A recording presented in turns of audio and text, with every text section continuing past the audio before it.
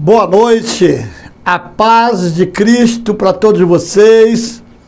Quero dar as boas-vindas para todos vocês para mais uma aula desse discipulado.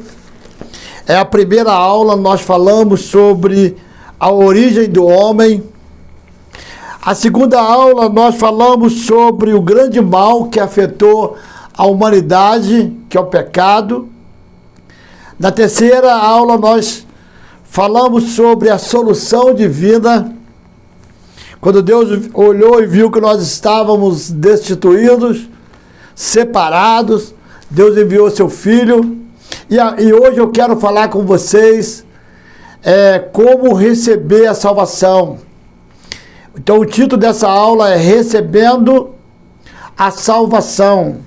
Então, em nome de Jesus, quero te convidar nesta noite a aprender comigo como receber a salvação. Vamos orar? Amado Deus, nós te louvamos, exaltamos, glorificamos o teu nome por mais esta oportunidade, por mais este momento de estudo, discipulado. Queremos aprender um pouco mais da tua palavra. Ensina-nos a tua palavra. Espírito Santo didático, venha sobre nós trazendo discernimento, entendimento, para que aprendamos aquilo que tu tens. Assim eu oro, apresentando tudo que será feito aqui, para louvor, glória e honra do nome do nosso Senhor. Então, querido, recebendo a salvação. Primeiro ponto, tem que haver arrependimento. Eu quero te alertar por uma coisa.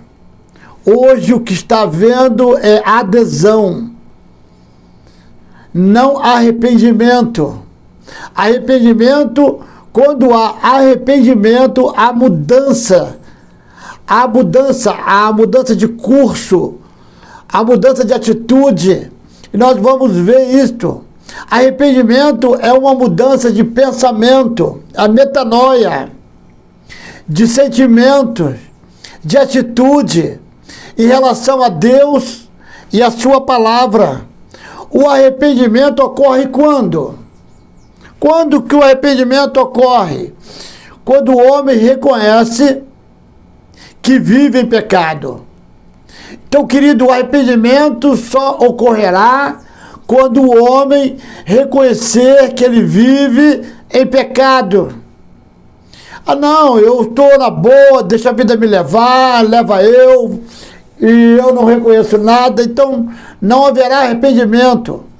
Mas a minha oração é para que o Espírito Santo adentre o coração daqueles que ainda não reconheceram que vivem em pecados. Paulo escrevendo na segunda carta aos Coríntios, no capítulo 4, verso 4, diz que o Deus desse século cegou o entendimento das pessoas para que não lhe resplandecesse a luz do Evangelho.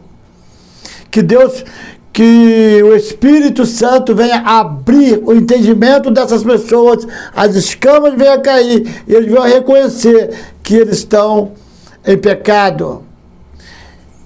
Falaremos mais à frente, mas como o filho pródigo, lá em Lucas capítulo 15, o filho pródigo, depois de levar a vida de qualquer forma, na orgia, quando um dia, um determinado dia, ele caiu em si e reconheceu, se arrependeu e voltou para a casa do seu pai. Quando houve o arrependimento, ele voltou, o pai o abraçou. O homem reconhece que vive em pecado. Ninguém se arrepende se não estiver convicto do pecado, se não tiver consciência clara do pecado na própria vida. Foi esta convicção que demonstrou o filho pródigo, dizendo, acabei de citar, lá em Lucas 15, 18, Pai, pequei contra o céu e perante ti. Ele reconhece. E vamos ler também um outro texto, esse que eu acabei de ler, está em Lucas 15, 18. Vamos ler também o Salmo 51, verso 4. Diz assim, Davi, ele reconhecendo o pecado, e um pecado grave. Ele reconhece, no verso 4 diz que contra ti somente pequei, e fiz o que a teus olhos parece mal, para que seja justificado quando falares e puro quando julgares. Você vai ler no Salmo 51, Davi reconhece que realmente ele estava em pecado, que ele havia errado. Quando nós reconhecemos, quando nos arrependemos de verdade, não é quando há remorso, não. Judas, por exemplo, ele teve remorso quando ele traiu Jesus, e isso o levou à morte. Já Pedro, houve arrependimento quando Pedro negou Jesus. Quando ele nega, ele se arrepende, ele chora amargamente. Então há uma diferença do choro, do remorso e do arrependimento. Então o que precisamos fazer para receber a salvação? Precisamos nos arrepender. O homem sente, quando ele se arrepende, ele sente uma tristeza profunda pelo pecado. Essa tristeza é chamada pela Bíblia tristeza segundo Deus. Está em segunda epístola de Paulo aos Coríntios, no capítulo 7. Eu vou mandar para você depois o PDF com todos esses textos, tá bom? Segunda aos Coríntios, capítulo 7. Capítulo de número 7, versos 9 e 10. Diz assim a palavra do Senhor. 9 e 10. Agora folgo, não porque foste contristado, mas porque foste contristados para o arrependimento, pois fostes contristados segundo Deus, de maneira que por nós não padeceste dano em coisa alguma, porque a tristeza segundo Deus opera arrependimento.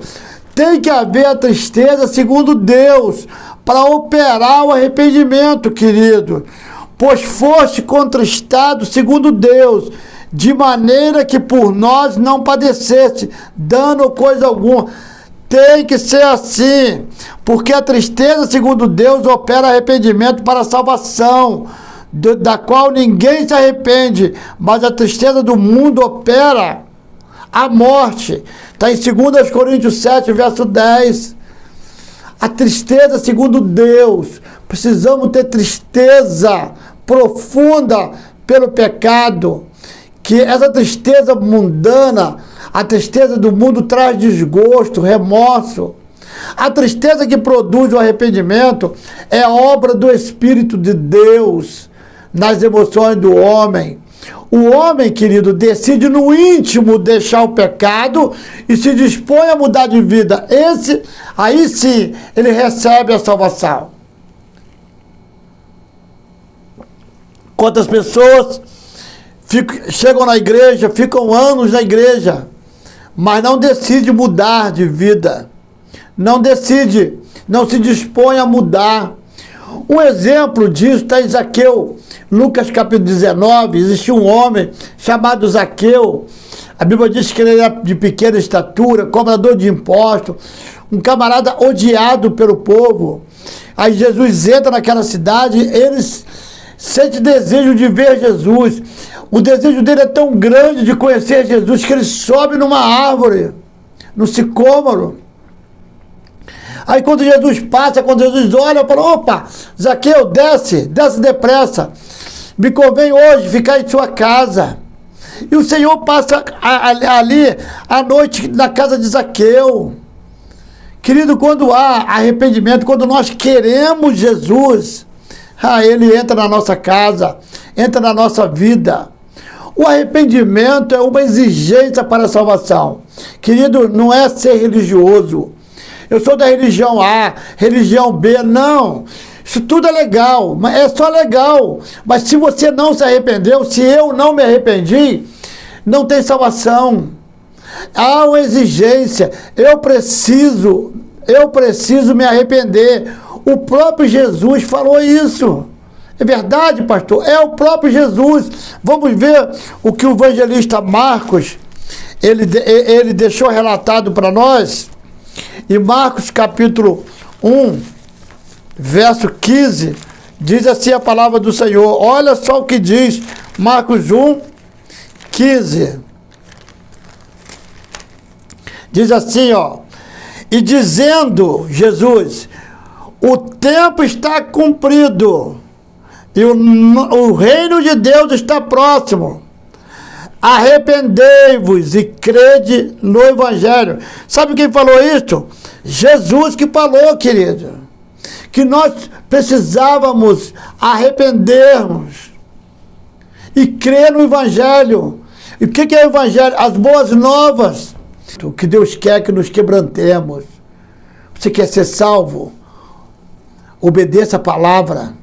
Eu quero ser salvo. Obedeça a palavra, reconheça a palavra. Vejamos também a resposta de Pedro, aqueles que interrogavam sobre o que fazer depois de ter ouvido a mensagem. Atos 2. Pedro estava pregando. Aí perguntaram para Pedro, o que fazer, Pedro? O que fazer? Pedro vai e responde para ele.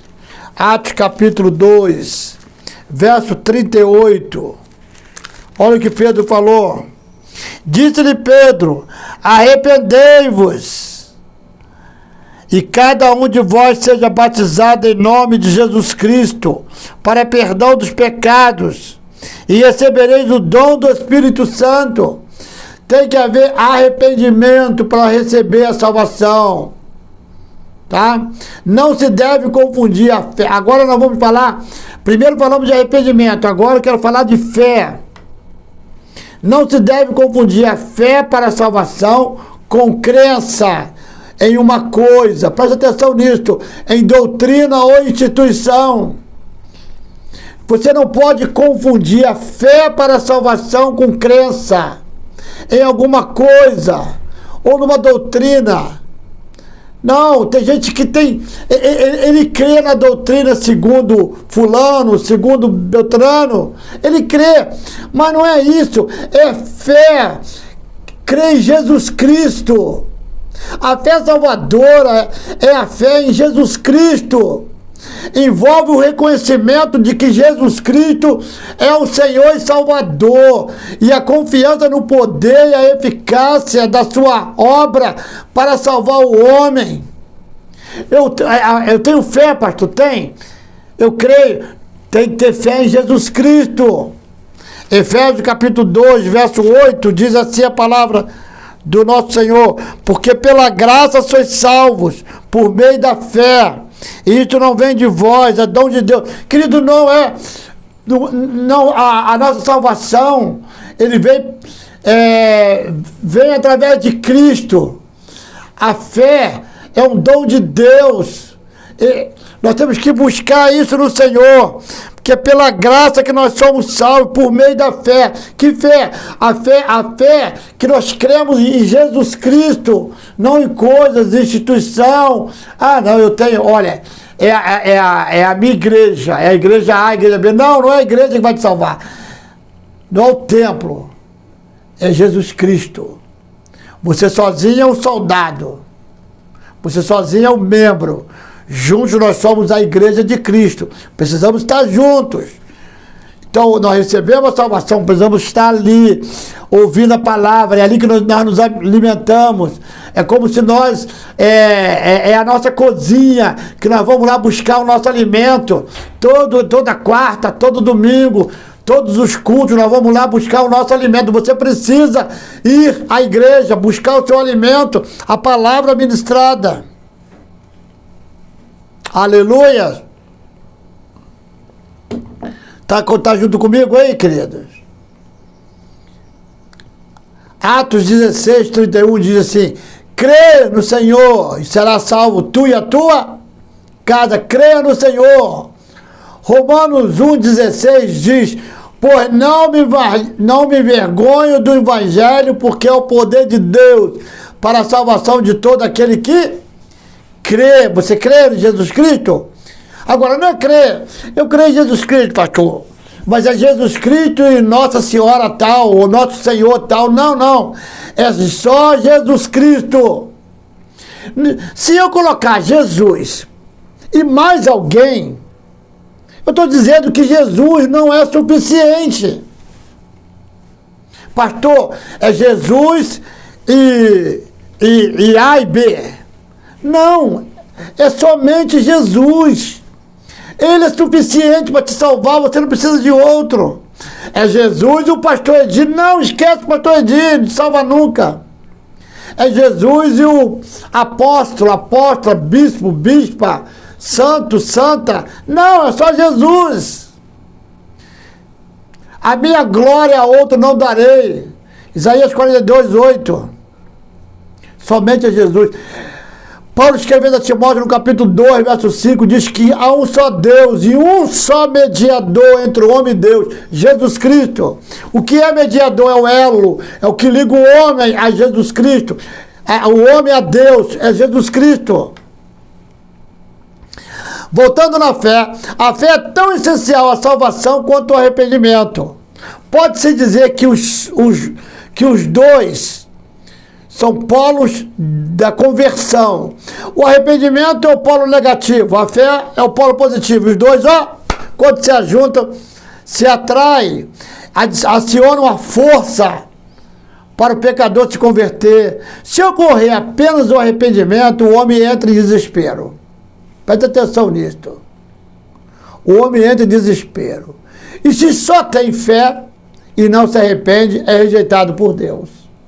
A mensagem de Jesus é: o tempo está cumprido, nós lemos, e o reino de Deus está próximo. Arrependei-vos e creiam no Evangelho. Marcos 1,15. Depois do arrependimento, fé, agora vem a regeneração. Regeneração significa nascer de novo. Foi o que Jesus falou para João, para Nicodemos, em João capítulo 3. Nicodemos, sai Nicodemos, ele era um camarada super sábio, é como você, cheio de conhecimento. Olha, Nicodemos conhecia muito a lei, como talvez você conheça muito, mas ele tinha algo que ele precisava, nascer de novo. Talvez precisemos nascer de novo. E Jesus falou assim, é necessário nascer de novo. E para nascer de novo, primeiro tem o quê? Que morrer. Morreu o velho homem. Esse novo nascimento não é uma mera reforma de vida.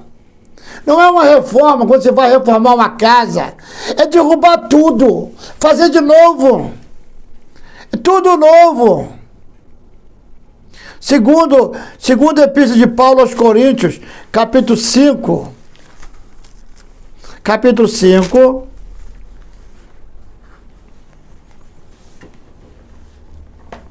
verso 17. Assim que se alguém está em Cristo, nova criatura é. As coisas velhas já passaram. Eis que tudo se fez novo. Tudo se fez novo, as coisas velhas já foram. Por isso que nós temos que matar o velho homem todo dia. Todo dia. Aleluias. Regeneração é uma mudança radical. A regeneração é um ato de Deus implantar o princípio da vida, de uma nova vida no homem, espiritual no homem, mudando radicalmente a disposição de sua alma. Não é um processo gradual, ocorre numa fração de tempo. É como aconteceu com Zaqueu. Quando Jesus entra, há uma metanoia, uma mudança de pensamento. Ele diz: eu vou devolver aos pobres 4 vezes mais. Senhor, eis que dou aos pobres metade dos meus bens. Ele falou. Está lá em Lucas 19, 8. Antes de ser regenerado, a atração pelo pecado domina o pecador. A partir da regeneração, o homem passa a desejar o que é bom e justo. Assim se realiza o que está escrito. Se alguém está em Cristo, nós lemos, nova criatura. As coisas antigas já passaram. eis que se fizeram o quê? Novas. Segundo aos Coríntios 5:17. Aleluias. E agora a salvação é recebida, para a gente encerrar essa aula. A salvação que recebemos do Senhor é gratuita. Não há exigência de pagamento. Não há dinheiro que possa pagar a salvação.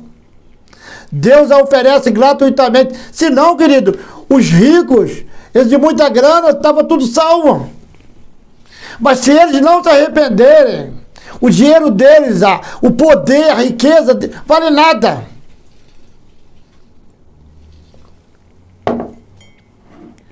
Quando o pó voltar ao pó, Hebreus capítulo 9, verso 27, diz que ao homem está ordenado morrer, sabe quantas vezes? Uma vez. Não tem reencarnação. Uma vez. Está lá em Hebreus 9, 27. O pó volta ao pó, o espírito vai a Deus. Aí, meu filho, é para vida eterna ou morte eterna. É para alegria diante do Senhor, tristeza eterna. A escolha é nossa, nós temos que escolher. Você já aceitou a Cristo como seu único Senhor e Salvador? Está na hora, escolha hoje, é hoje. Receba a salvação que é de graça. Jesus Cristo já morreu por você. Não há dinheiro. Eu compro, pastor. Não, você não vai conseguir. Eu pego aí, olha, eu faço dou cesta básica, faço tudo isso é importante, mas não vai te salvar. São boas obras, mas você precisa aceitar a Cristo como o único Senhor e não dividir a glória dele com ninguém, não. Eu amo minha esposa, amo minhas filhas, mas amo mais o Senhor Jesus. Ele é primeiro, não posso trocar. Torço para algum time, pastor? Torço para um time. Vou lá, assisto os jogos. Eu posso ir lá no Maracanã, no Engenhão, aonde quer que for, posso. Mas eu não posso trocar o meu Jesus por isso. Primeiro é Deus, querido. A salvação é pela graça, dom de Deus e não vem de homens. E agora eu vou encerrar dizendo para você o seguinte: a salvação é pessoal. É mesmo, pastor? É. Ninguém vai te salvar. Não tem pastor que vai te salvar. Não tem liderança nenhuma que vai te salvar. Não tem santo nenhum que vai te salvar. Não tem santo nenhum, santa nenhum vai te salvar. Ninguém vai te salvar. Somente Jesus Cristo. E outra coisa, quem tem que decidir é você. Ninguém vai decidir por você. Ninguém vai te pegar e te levar no colo até lá. É você que tem que decidir. Um dia todos nós prestaremos conta diante de Deus. Eu não vou prestar conta de você. Você não vai prestar conta de mim. Eu vou prestar conta de mim. Você vai prestar conta de você. Claro que eu, como pastor, eu tenho responsabilidade sobre as vidas que Deus me confiou. Isso é uma outra coisa. Agora, a questão de salvação, eu preciso tomar cuidado, porque eu vou prestar conta. Vamos ver, pega a tua Bíblia, qualquer Bíblia, edição paulina que você tiver na sua casa, pega aí, edição paulina, pega qualquer Bíblia, tá? Pega aí, Romanos 14, vai lá, Romanos 14. Romanos foi escrito por Paulo. Paulo escreveu essa carta para a igreja de Roma, Romanos 14. Vamos ler esse versículo aqui para a gente encerrar essa aula. Romanos 14, verso 12. Vamos ver? Diz assim: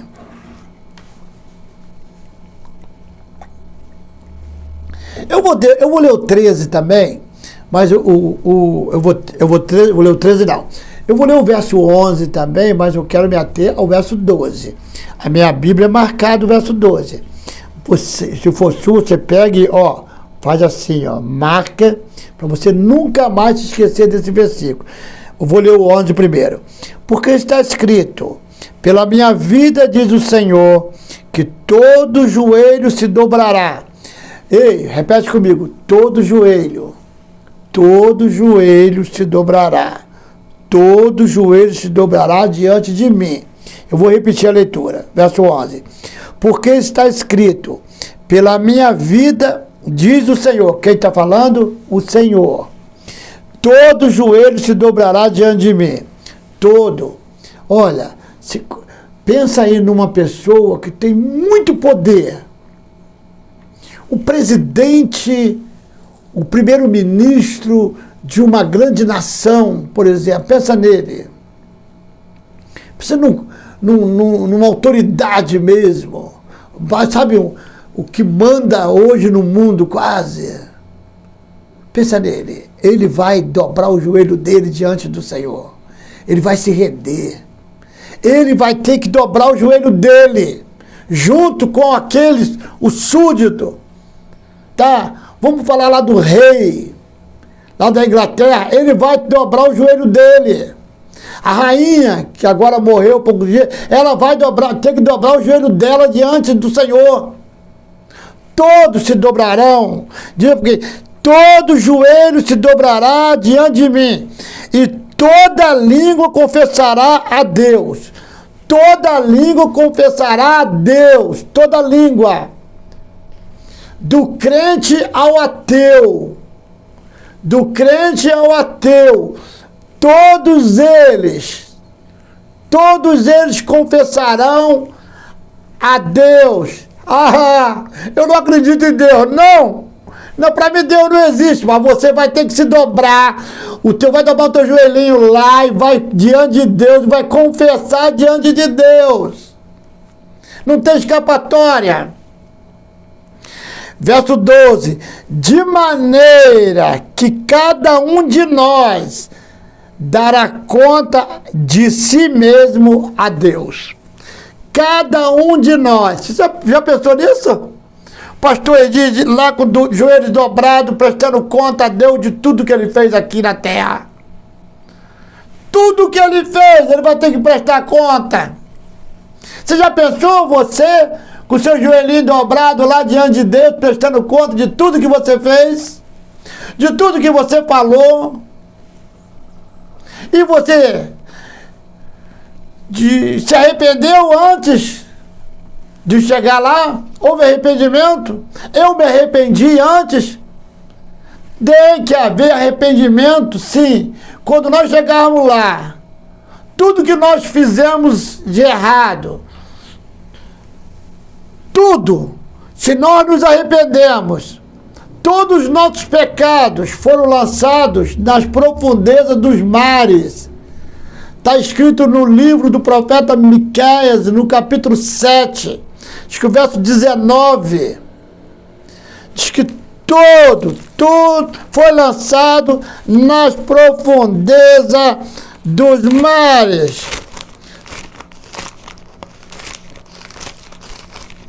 Vou encontrar aqui rapidinho para a gente ler.